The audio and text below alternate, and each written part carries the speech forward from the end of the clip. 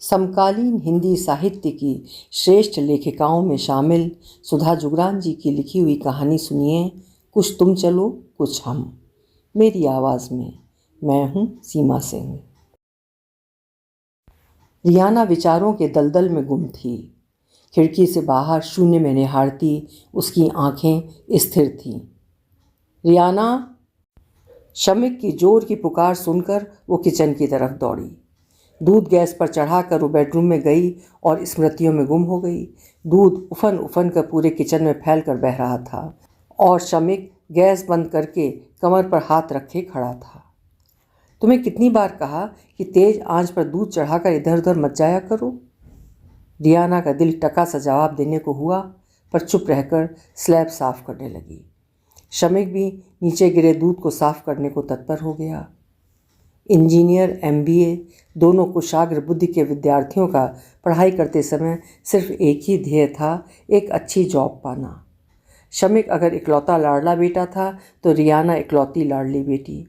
Engineering करते समय ये तो नहीं सीखा था ना कि दूध कैसे गर्म करते हैं, लौकी छील कर काटते हैं या बिना छीले पकाते हैं।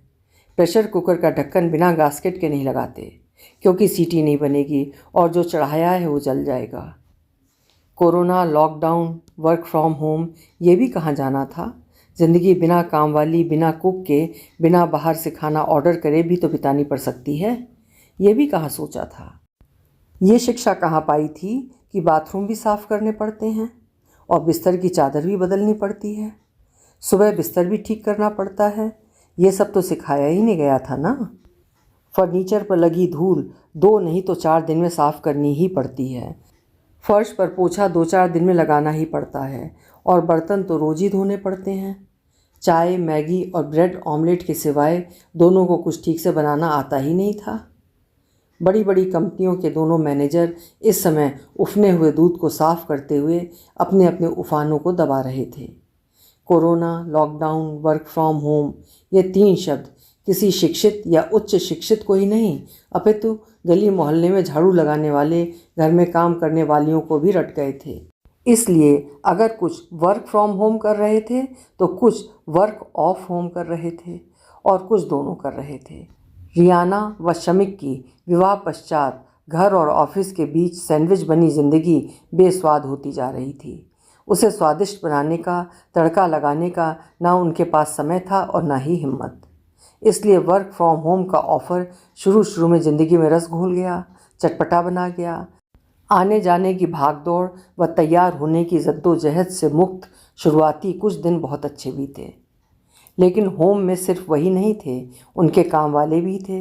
होम में सिर्फ वर्क फ्रॉम होम ही नहीं, वर्क ऑफ होम भी था और कोरोना का चीर तो बढ़ता ही जा रहा था। सोचा था कुछ दिन की बात है, हो जाएंगे सारे काम। रियाना स्लैब साफ कर चुकी थी, बुझी आवाज़ में बोली। तुम भी तो कुछ काम खुद ही बढ़ा देती हो अपनी लापरवाही से। मैंने किचन के काम नहीं किए, फिर भी कोशिश कर रही हूँ ना। रियाना का लरजता स्वर कुछ तीखा था। मैं भी तो कोशिश कर रहा हूँ। शमिक का स्वर भी रोषपूर्ण था। लेकिन फिर भी तुम घर के अधिकतर कामों के लिए मुझ पर ही डिपेंड हो जाते हो, जैसे ये सब मेरी जिम्मेदारी है। इस बात का शमिक ने कोई जवाब नहीं दिया। उस दिन लौकी बनानी थी तो तुमने सोचा मुझे तो बनानी आनी ही चाहिए, रियाना शिकायती स्वर में बोली। आजकल तो हर चीज़ गूगल और यूट्यूब पर उपलब्ध है, वहाँ से देखकर भी तो बनाई जा सकती थी, शमिक तीखे स्वर में बोला। तो तुमने क्यों नहीं वहाँ से देखकर बना ली, रियाना बोली। ऑफिस के काम के साथ इतनी फुर्सत रहती कहाँ है। तो मुझे कैसे रहेगी। मम्मी से पूछा तो उन्होंने कहा कुकर में तेल तड़काकर मसाला, नमक, टमाटर डालकर चढ़ा दो। तुमने सब कुछ वही किया, पर यह नहीं पूछा कि लौकी छील कर काटनी है या बिना छीले। तुमने छिलके सहित पका दी। तुमने भी तो याद नहीं दिलाया। उस दिन सॉस के साथ कच्ची पक्की चपाती खानी पड़ी थी, अंडे ब्रेड भी ख़त्म हो गए थे। तुम ये भी याद नहीं रख सकते हो, रियाना झुंझलाकर बोली। तुम्हें तो रोटी भी ठीक से बनानी नहीं आती, शमिक ने भी अपनी भड़ास निकाली। तो तुम्हें कौन सी आती है, रियाना चिढ़ गई। मुझे क्यों आएगी, तुम्हें क्यों नहीं आएगी, रियाना ने सवाल दागा। शमिक चुप हो गया और रियाना भड़क कर बेडरूम में चली गई। वो फिर पहले की तरह चुपचाप खिड़की के सामने बैठ गई। दिल्ली की ये एक धुंध वाली सुबह थी। आज रविवार था, कई महीने हो गए थे और वो इस दिनचर्या से बुरी तरह थक गई थी। उसने एक नज़र अस्त व्यस्त बिस्तर पर डाली। सुबह दोनों ही इस बिस्तर से उठे हैं, लेकिन बिस्तर ठीक करने की जिम्मेदारी उसी की है। बाथरूम का पॉट साफ करना तो उसे याद ही नहीं रहता। शमिक भी साफ करने की जहमत नहीं उठाता।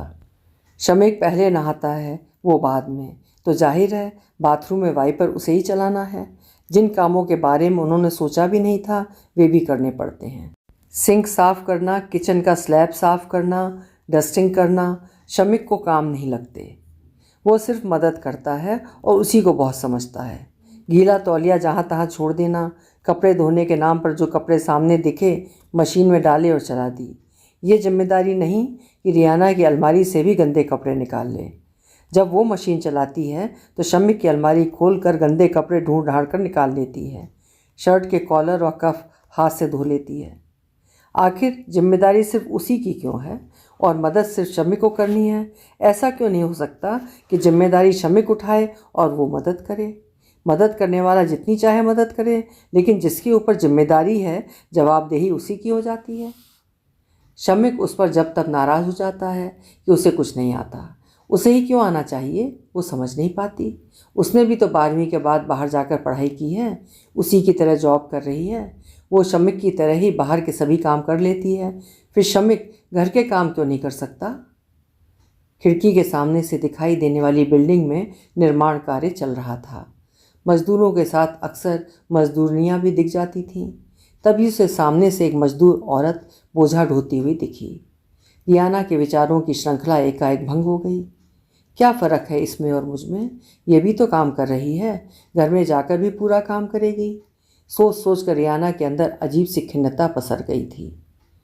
प्रेम विवाह किया था उन्होंने, लेकिन इन बातों पर कभी कहाँ गौर किया था। मनपसंद साथी के साथ बस एक मस्त सी ज़िंदगी के बारे में सोचा था। मम्मी जब भी कुछ सीखने के बारे में लेक्चर देती, ये आपका ज़माना नहीं है कहकर वो एक कान से सुन दूसरे से निकाल देती। लेकिन सच तो ये है कि व्यवहारिक जीवन में ये इतना सरल नहीं है। जब कोरोना नहीं था तब भी अगर कुक या काम वाली ना आए तो खाना या तो बाहर से मंगाना पड़ता था या फिर उसे ही जैसा तैसा बनाना पड़ता। लेकिन ऐसा कभी नहीं हुआ कि शमिक ने किसी दिन अकेले ही किचन संभाल लिया हो। तभी उसका मोबाइल बज उठा। मम्मी का कॉल था। उसने फ़ोन ऑन करके हेलो बोला। कैसी है मेरी गुड़िया? ठीक हूँ। मम्मी की आवाज़ सुनते उसकी आवाज़ भावुक होकर भीग गई थी। अरे क्या हुआ, तबीयत तो ठीक है ना? मम्मी की आवाज़ में चिंता उतर आई। आजकल वैसे ही कोरोना का डर भी था। नहीं नहीं, कुछ नहीं हुआ, तबीयत ठीक है। कहते कहते वो रो पड़ी। मम्मी ने उसे थोड़ा रोने दिया। कुछ देर रोकर रियाना चुप हो गई। अब बता क्या बात है? शमिक से झगड़ा हो गया क्या? नहीं। फिर क्या बात है बेटा, मुझे बता। रियाना थोड़ी देर चुप रही, फिर बोली। वो सब बोलती रही और मम्मी सुनती रही। आप ही बताओ मम्मी, सब मेरी जिम्मेदारी है क्या? मुझे कुछ ठीक से बनाना आता ही नहीं है तो शमिक ताना मार देता है। एक दिन कह रहा था कि मैं अपने पेरेंट्स को इसीलिए नहीं बुला पाता हूँ क्योंकि तुम्हें कुछ बनाना ही नहीं आता, और कुक भी इतना बुरा खाना बनाता है कि वे खा नहीं पाएंगे, फिर मम्मी को काम करना पड़ेगा। आप ही बताओ मम्मी कि मुझे ही क्यों और कैसे आना चाहिए? लेकिन कुक को गाइड भी तो किया जा सकता है, मम्मी ने रास्ता सुझाया। लेकिन वो भी मुझे ही करना है। मम्मी ने लंबी सी हुंकार भरी। उस दिन प्रेशर कुकर में बिना गास्केट लगाए मैंने दाल चढ़ा दी। सारी दाल जल गई थी। कितना गुस्सा हुआ था शमिक। कहा कि मैं कितनी लापरवाह हूँ, मेरी वजह से फ्लैट में आग लग जाती। मुझे ही क्यों पता होना चाहिए सब कुछ, उसे क्यों नहीं? हाँ, बात तो ठीक है। रियाना क्योंकि रो रही थी इसलिए मम्मी ने उसकी हाँ में हाँ मिलाई। वे थोड़ी देर उसके चुप होने का इंतज़ार करती रहीं, फिर धीरे से बोली। लेकिन ज़्यादा नहीं तो थोड़ा बहुत घर के काम की आदत तो तुम्हें भी होनी चाहिए। बाहर का भी कब तक खाओगे, और पूरी तरह से कुक के भरोसे भी कहाँ चलता है। वे आगे बोलना चाहती थीं कि ये कहाँ लिखा है कि लड़की अगर नौकरी कर रही है तो उसे घर के साधारण काम भी नहीं आने चाहिए, और लड़का सिर्फ बाहर के ही काम करे, घर या किचन के काम की उसकी कोई जिम्मेदारी नहीं है। लेकिन इस समय कुछ कहना रियाना का मूड खराब करने जैसा था। इसलिए वो चुप रही। ठीक है बेटा, अपना ख्याल रखना, फिर कॉल करती हूँ, कहकर मम्मी ने फ़ोन ऑफ कर दिया। सोमवार से दोनों का ऑफिस शुरू हो गया। देर से सोकर उठते और ऑफिस टाइम शुरू होते ही दोनों अपने अपने लैपटॉप में घुस जाते। घर किचन सब अस्त व्यस्त पड़े रहते। रियाना, जो थोड़ी बहुत कोशिश करती भी थी, अब जिद में आकर नहीं कर रही थी। शमिक भी रियाना की जिद देखकर जिद में आ रहा था। अभी दोनों इस शीत युद्ध से गुजर ही रहे थे कि एक शाम को शमिक के मम्मी पापा अचानक आ धमके। वे फरीदाबाद में रहते थे। अरे मम्मी पापा, आप लोग अचानक फ़ोन भी नहीं किया? कोरोना के समय इतना खतरा मोल क्यों लिया? कोरोना अपनी जगह पर और बच्चों का मोह अपनी जगह पर। तुम्हारी बहुत याद आ रही थी, बहुत दिन हो गए थे देखे हुए। फ़ोन करते तो तुम आने के लिए मना कर देते। शमिक की मम्मी चित्रा सोफे पर बैठते हुए बोली। शमिक, ज़रा अच्छी सी चाय बनाकर तो पिला। शमिक ने रियाना की तरफ देखा, लेकिन तब तक चित्रा उसको प्यार से अपने पास खींच चुकी थी। रियाना गिरती पड़ती सी चित्रा की गोद में गिर पड़ी। चित्रा ने उसे अपने से चिपका लिया। रियाना मन से काफ़ी दिन से भरी हुई थी, इसलिए सास का दुलार करना इस समय उसे बहुत अच्छा लग रहा था। पापा भी सिर पर प्यार से हाथ फेर रहे थे। उसका मन अंदर से उमड़ घुमड़ रहा था। तभी शमिक चाय बना कर ले आया। बिस्किट भी ले आ, पापा बोले, अगर है तो। बिस्किट कहाँ रखे हैं रियाना? उसने रियाना की तरफ देखा। रियाना उठने लगी तो चित्रा ने उसे पकड़ लिया। तू ले आना, तुझे अपने घर का ही नहीं पता? उसे मेरे पास बैठने दे थोड़ी देर, कहकर उन्होंने उसे और भी कसकर चिपका लिया। खिसिया कर शमिक बिस्कुट ढूंढने लगा। शाम के लगभग 7 बज रहे थे। रियाना को रात के खाने की फिक्र होने लगी। किचन के झंझट के कारण ही तो वो सास ससुर को अपनी तरफ से आने के लिए नहीं कहती थी। फरीदाबाद उनके घर से 2-2.5 घंटे की दूरी पर था, जिस वजह से शमिक का भी मुंह फूला रहता था। पर अब तो आ ही गए हैं। सास के प्यार से जिस उत्साह का संचार अभी अभी हुआ था, वो गायब होने लगा। सास खाना बनाएगी तो भी शमिक का मुंह फूलेगा।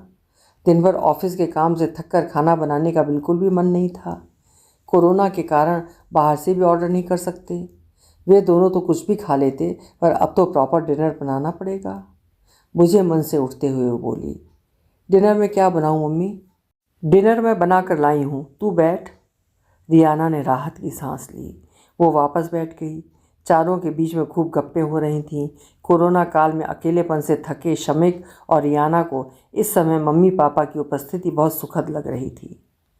काफ़ी गप हो जाने के बाद शमिक ने रियाना को खाना गर्म करके टेबल पर लगाने के लिए कहा, लेकिन पापा बोले, खाना तू गर्म करके लगा दे शमिक।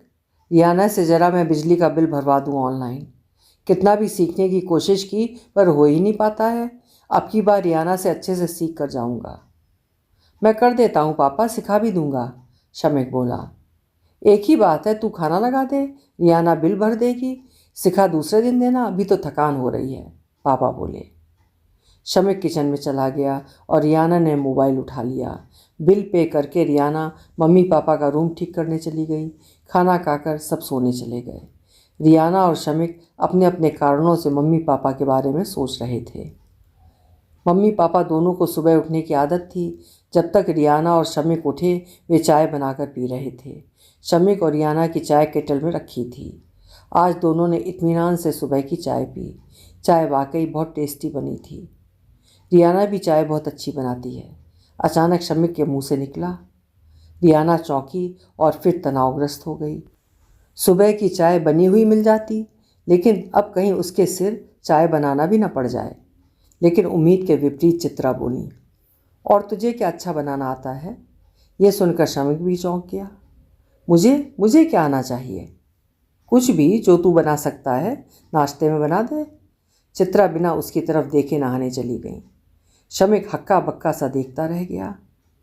पापा ने भी एक किताब के पीछे मुंह छिपा लिया। कोरोना काल में तो कई बार उनकी भी ऐसी की तैसी हो जाती थी, इसलिए उन्होंने सीन से हटने में ही भलाई समझी। रियाना भी चुपके से खिसक कर बेडरूम में जाकर बिस्तर ठीक करने लगी। शमिक ने घड़ी देखी। बिना बात की बहस में उलझेगा तो ऑफिस के लिए टाइम से ऑनलाइन नहीं हो पाएगा। उसने पोहे का पैकेट निकाला और बनाने की तजवीज़ करने लगा, लेकिन ठीक से बनाना आ नहीं रहा था। एक बार सोचा रियाना से पूछे, लेकिन मम्मी मम्मी से ही पूछ लेता हूँ। सोच कर वो पीछे मुड़ा तो मम्मी खड़ी उसे ही देख रही थी। क्या हुआ, बनाना नहीं आ रहा? जी मम्मी। उसने बहुत उम्मीद से मम्मी की तरफ देखा, लेकिन मम्मी तो जैसा भी आता है बना दे, हम खा लेंगे कहकर पापा के पास बैठ गई। अब क्या करें? हाँ, यूट्यूब किस लिए है? सोच कर उसने जल्दी से मोबाइल निकाला।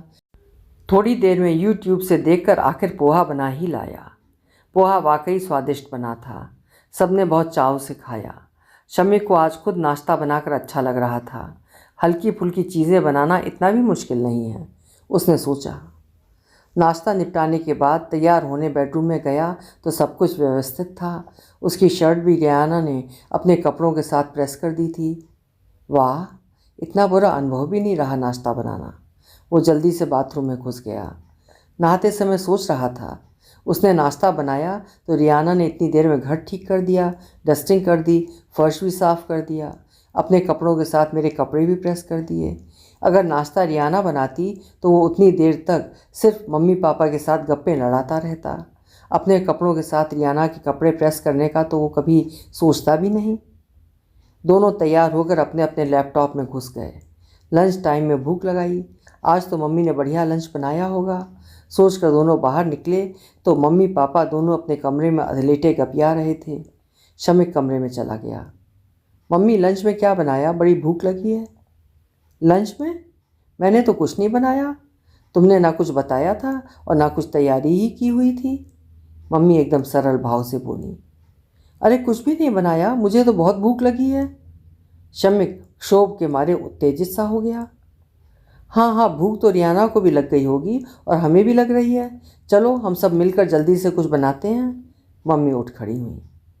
अब क्या बनेगा इतनी जल्दी? लंच टाइम ख़त्म हो जाएगा। ऑमलेट ब्रेड दे दो, शमिक मायूसी से बोला। अरे नहीं, तू किचन में चल तो सही, सब मिलकर करेंगे तो हो जाएगा।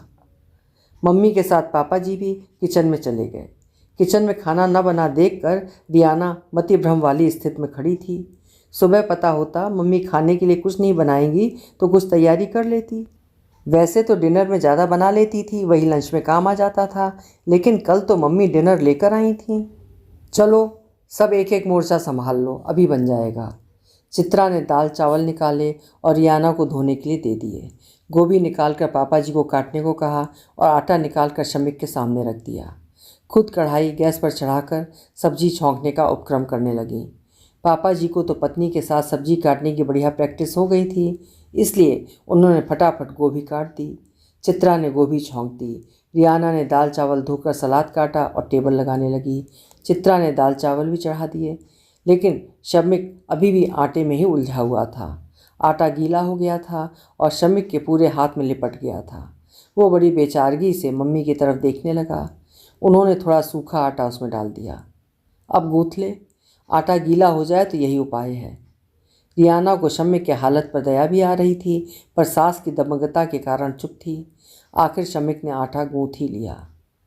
रियाना, मैं दाल छौंकती हूँ, तुम तब तक चपाती सेक लो, चित्रा एप्रन उसे पकड़ाती हुई बोली। रियाना बिना किसी प्रतिवाद के चपाती बनाने लगी। हालांकि उसे अपने मतलब की ही बनानी आती थी, पर अभी तो कुछ भी कहना मुश्किल था। आनन फानन में लंच बन गया था और टेबल पर लग भी गया था। सबको भूख लग गई थी और ताज़ा लंच खाना सबको अच्छा लग रहा था। कुछ भी मुश्किल नहीं होता अगर ठान लो तो, चित्रा खाना ख़त्म करते हुए बोली। ऑफिस टाइम हो गया था। मम्मी, बर्तन बाद में धो देंगे, आप रेस्ट कीजिए, कहकर रियाना अपने कमरे में चली गई। अब उसे विश्वास था कि उसे अकेले कुछ नहीं करना पड़ेगा। शमिक भी अपनी जगह पर जाकर लैपटॉप में घुस गया।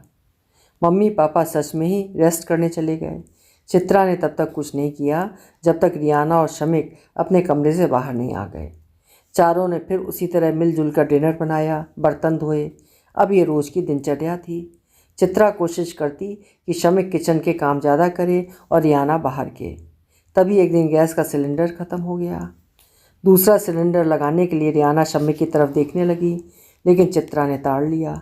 जानबूझकर शमिक को दूसरा काम बताकर वहाँ से हटाते हुए बोली, रियाना ज़रा सिलेंडर चेंज कर दो। रियाना ने आश्चर्य से उनकी तरफ देखा। मम्मी, मुझे कहाँ आता है सिलेंडर लगाना, हमेशा शमिक ही लगाता है। तुम्हें क्यों नहीं आता? शमिक को ही क्यों आएगा? इस प्रश्न का रियाना के पास कोई जवाब नहीं था। उस दिन भी तो तुम कह रही थी कि वाटर सप्लाई का कुछ गड़बड़ है, शमिक नीचे जाकर देखा है, क्या तुम नहीं जाती हो कभी नीचे?